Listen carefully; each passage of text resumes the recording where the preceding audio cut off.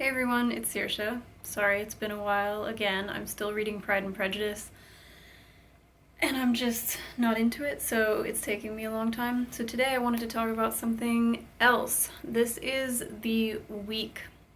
I like to think of it as Titanic week because Titanic was on the water for 5-ish days, 10, 11, 12, 13, 14, 15, 6, 5 days. And this is probably going up the day before the anniversary of it actually hitting the iceberg. But still, Titanic week. So I thought we would talk about all my Titanic books. It is the 110th anniversary, so it feels like a special one. It's hard to believe that it's been that long. Obviously, I wasn't alive in 1912, but I am obsessed with the whole disaster and all of the details that go into it. And I don't think of this as celebrating the anniversary, more like observing it. And I had hoped to go to Belfast for the 110th anniversary this year, and it just did not pan out. It was not going to happen this year. But I've been to the museum in Belfast. I think it's called Titanic Belfast, and it is incredible. Highly recommend if you can make it there. But in the meantime, we will just live through all of our books. There are so many over here, I can't hold them all up. So, first one I have on top here, there's a few I haven't read actually. This is Titanic, The Death and Life of a Legend. And most of these books are just called Titanic, and it's so funny. They're all on my shelf, and it just says Titanic, Titanic, Titanic. And yeah, if you come to my house, you'd be like, oh, this person has a problem of some sort. So this one looks interesting because it was published the year after they discovered the Titanic wreck on the Atlantic Ocean floor, and that was 1985, so this was published in 86. So I think this will be like a unique perspective. You know, it's just a different time period. Throughout the decades, we've learned so much more about the disaster, about what went into it, why certain things happened, the way certain things happened. We've identified people that we weren't able to identify at the time. There's been a lot of strides made in forensic science. So we're always finding new things, and you know, new or old artifacts are always surfacing and then being auctioned. In one of these books, I just learned that Wallace Hartley's violin, he was the band leader, his violin wasn't auctioned until 2013, and people had thought that it was never found, but it had actually been found, and was just not everybody knew that.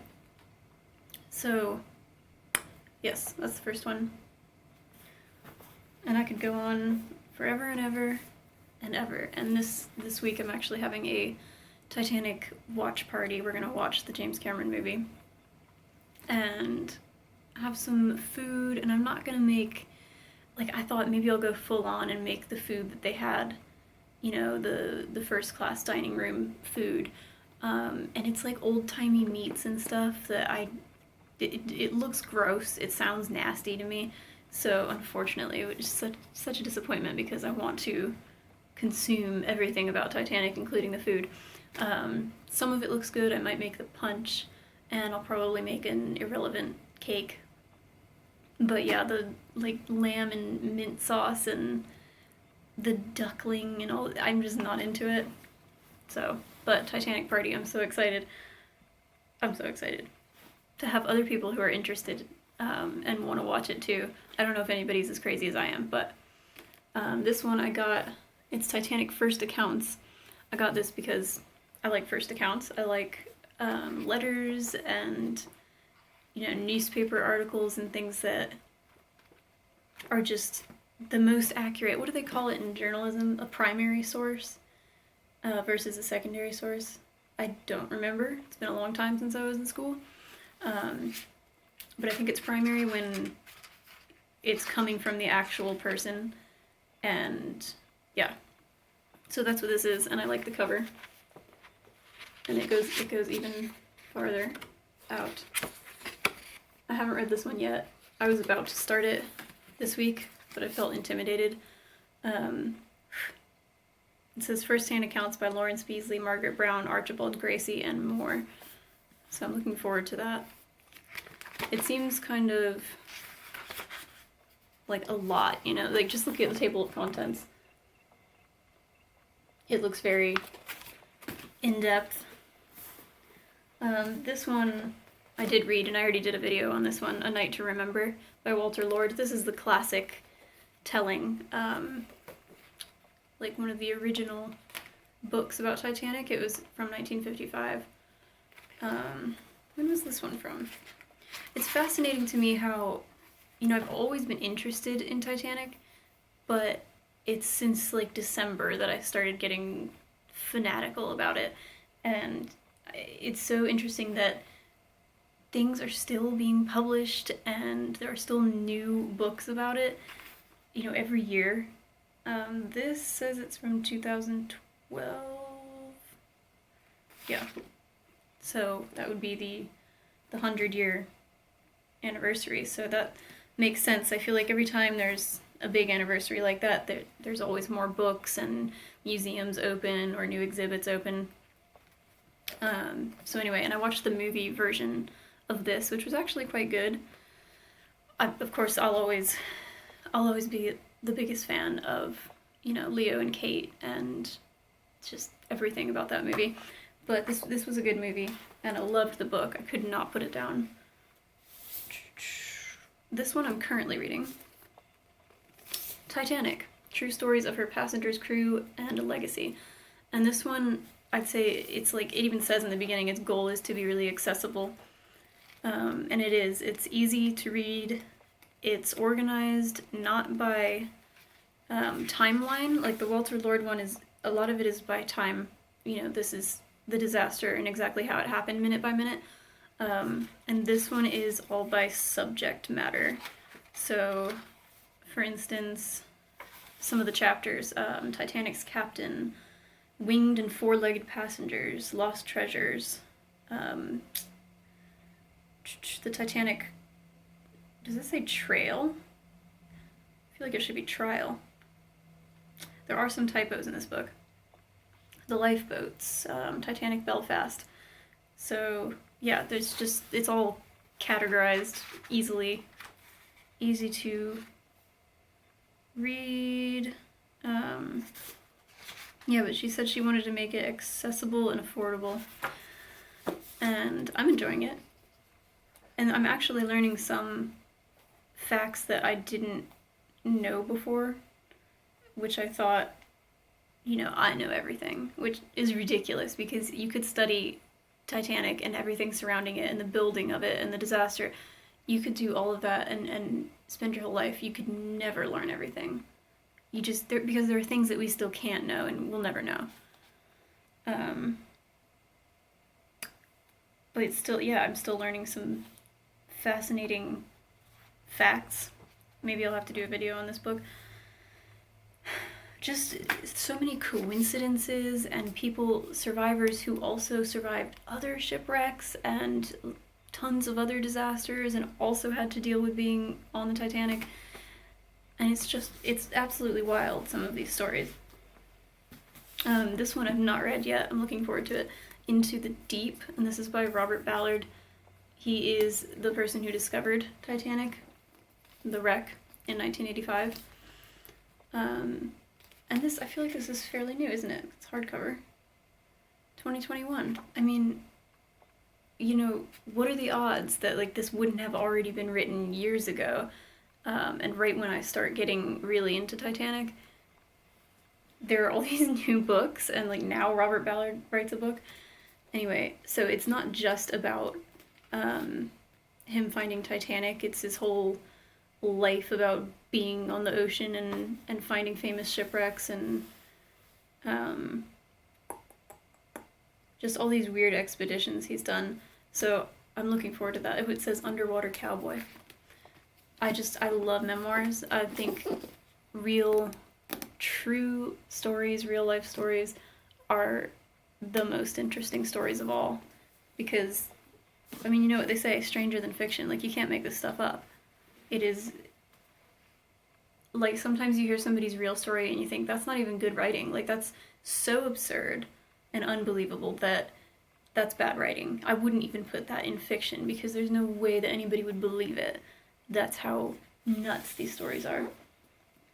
And this is another one that's well, obviously these are all nonfiction, but this is about specific women, maiden voyages. I love the title, so clever, I love the cover. Magnificent ocean liners and the women who traveled and worked aboard them. And I had to pick this one up because, you know, I'm not just interested in Titanic. Titanic kind of launched a fascination with all ships and anything on the sea. Like, I've been watching a lot of just disaster movies, like true stories. Adrift was one of them. Holy crap, that movie. Whew, if you haven't watched it, you need to. Adrift, with Shailene Woodley. It's a true story, and it is so shocking and horrifying. And any story of being lost at sea with a boat that's not working and no directions, I mean, it's a nightmare. And totally different type of disaster, maritime disaster, than something like a cruise ship or a liner like Titanic going down, when you have tons of other people that are experiencing the same thing. If you're just lost by yourself in the middle of the sea, I can't imagine either situation, let's be honest. So, but I picked this up because it does cover, one of the women in it is Violet Jessup, who worked on the Titanic, and she, let's see, Violet Jessup, it says 1887 to 1971. To support her family, naive and unworldly Violet went to sea as a transatlantic stewardess aged 21 and rapidly learned a great deal about human nature. So the thing about her is she survived multiple shipwrecks. I'm pretty sure she was on Britannic when it wrecked. There's a picture of her right there in the nurse's uniform. The unsinkable stewardess. She retrained as a voluntary aid detachment nurse for the British Red Cross during the First World War, surviving 3 maritime disasters. She worked at sea for more than 4 decades. I mean, that's somebody that is just fearless. You know, once you survive the Titanic, you'd think you'd be like, I'm done. Goodbye now. I deserve to retire for the rest of my life and live in a meadow far away from all water and just pet sheep all day. But she did not, and the remarkable thing about so many of the survivors is that they did not run from their previous life. So many continued to work on ships or travel on ships, but then a lot of them also had severe PTSD and kind of became hermits or sadly took their lives. This one I read a few months ago, Secrets of the Titanic, the truth about the tragedy. Anything like sensationalized like that, you gotta take it with a grain of salt. But this was a nice book because it just had, you know, massive photos and was laid out like a magazine and very easy to read. Oh, see, there's some of the food that does not intrigue me. Like oysters, raw oysters. That was at the final meal.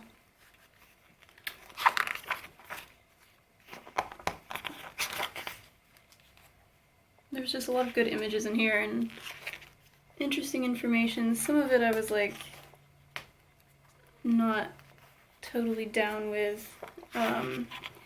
Like a lot of books want to villainize certain people, like J. Bruce Ismay and I think it's Harold Bride, who worked in the worked with the Marconi, the Morse code thing. Some people villainize Captain Smith. And the thing is that there are so many sides to this story, and there are so many bits and pieces and conversations and things that, because it's 1912, we'll never know fully. And we can't corroborate things because I mean, everybody heard a different version of everything, and a lot of people who heard what really happened or saw what really happened are dead, or obviously they're all dead now, unfortunately, but a lot of the people who witnessed what really happened, they died in the disaster. So there's so much conjecture that happened after, and I think to place blame on any one person when we can't fully know what happened, it's a little icky. And it is acknowledged that Ismay was not the extreme villain that we saw in the James Cameron film. And also, I just saw the Titanic musical for the first time. Whoa, that was awesome. But they acknowledged at the end the way that Ismay is portrayed in the musical as this awful villain is not really the truth. There wasn't that whole, like, push the ship to go faster and I'm gonna be so mad if we don't get into New York by this time. It wasn't really like that.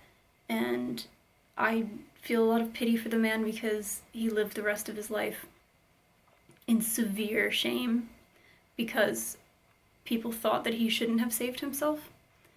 And there was that whole, difference back then with women and children first, and if you were a man and you happened to survive, you were simply shameful. And I don't think that's fair because, number one, we can't say at all what we would have done in that situation. Nobody can say for sure what they would have done when they realized that there weren't enough lifeboats and the ship was actually going down and it wasn't, just a precaution to get into the lifeboats.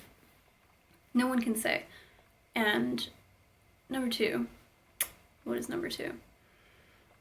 I don't see any harm in if what he said was that he just got into an empty space after all the women around him were gone, had already gotten into lifeboats.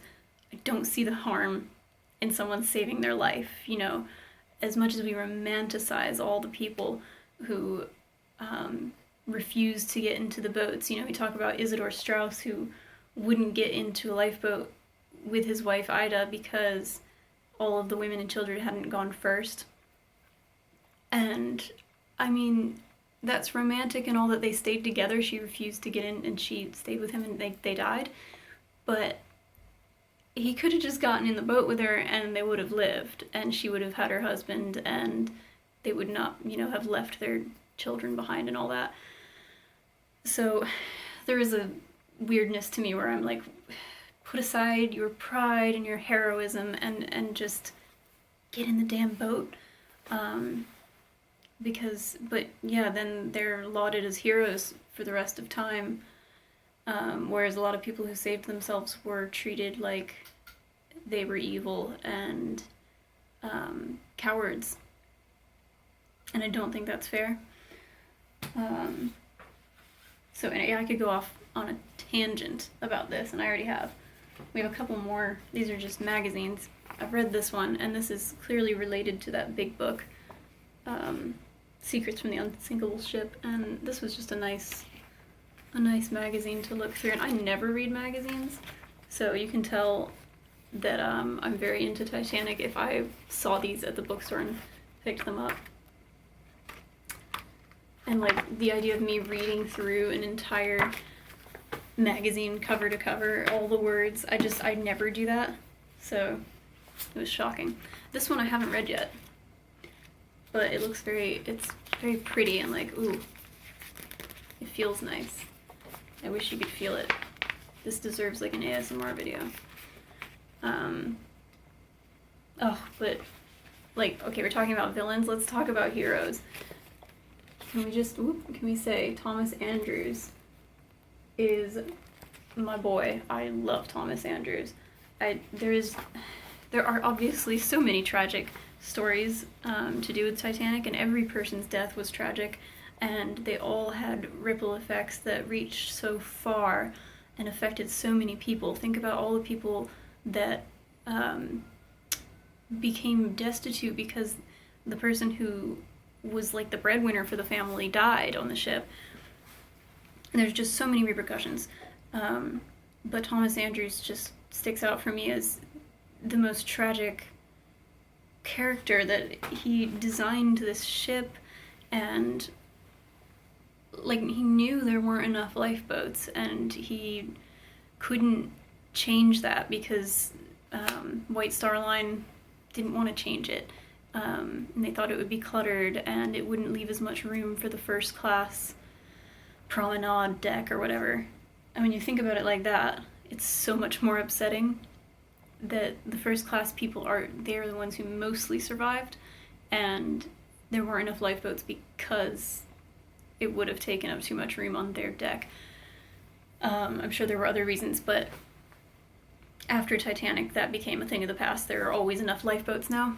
But the thing is, they've tested it, and it's unlikely that more lifeboats would have made a difference, sadly, because the ship was sinking too fast, and they could not have launched all the lifeboats. If there were 10 more, it's unlikely any of them would have been launched. And that's partially because people wouldn't get into them right away, and partially because it was just sinking way, way too fast. So, anyway, Thomas Andrews, he designed the biggest, fastest ship in the world, and those final moments, I feel like it's portrayed really well in the James Cameron movie. But just to imagine that was a real person, and the scene where he's looking at he fixes the clock as the ship is going down. It's already slanting, and he's still fixing things and just standing there and not making a try for the lifeboats. It's so heartbreaking, and I think that captures what I would think that he was going through at that moment. When he knew that, I think it's 6 compartments had flooded, the watertight compartments, he knew that was it. The ship was not going to be able to stay afloat anymore. It's a mathematical certainty.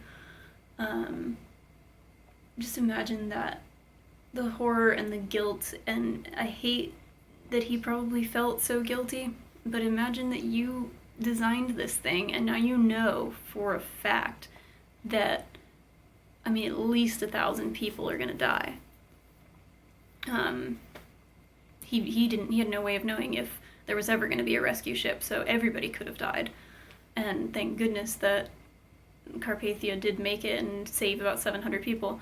But, God, I love Thomas Andrews, and just really felt for his family. I believe he was married, and Wallace Hartley was engaged, and Captain Smith was married. All these people that lost people in such a horrific way, and some of them who had to witness it. It is just astonishing what can happen. And in the day before, you thought, I'm sailing on the biggest ship in the world, and this is so exciting, and it's all so beautiful, and then everything changes in an instant. So on that downer, I do recommend some of these books. I can recommend the ones I've read, and I will have to let you know if the ones that I haven't read are good. I'm looking forward to them, but I'm trying to spread it out a bit because I was going just Titanic, Titanic, Titanic in a row, and when you're reading a lot of the same information in different books, it gets a little bit like, oh, I want to read something new, and I don't want to ruin this for myself, so I'm going to try and spread out the Titanic books a bit more. And I had actually ordered the one by Officer Lightoller, who did survive. He survived, and I think was the last person to board the Carpathia. And he wrote this book called Titanic and Other Ships, which I think is a brilliant title. And I ordered it, and it just got lost in the mail, completely lost. I ended up getting a refund months later, but that's why I don't have that one to show to you. But one day I will, because I would love to read a first-hand account of someone who survived. So, thank you so much for watching. Let me know if you were observing Titanic Week. Are you going to watch any documentaries or films? Are you going to read any books? Yeah, let me know. And happy reading, everyone.